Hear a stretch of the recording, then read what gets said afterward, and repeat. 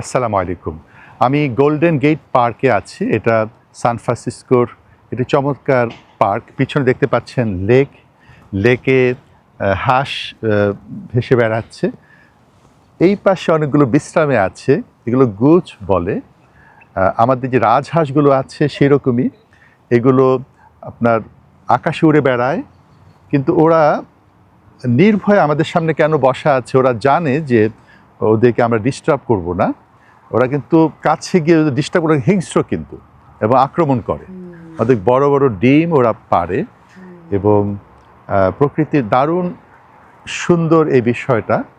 কারণ হচ্ছে যে আপনি যখন প্রকৃতিকে নষ্ট করবেন না, তখন প্রকৃতিও আপনার জন্য সুন্দর করে সেজে আপনার সামনে হাজির হবে।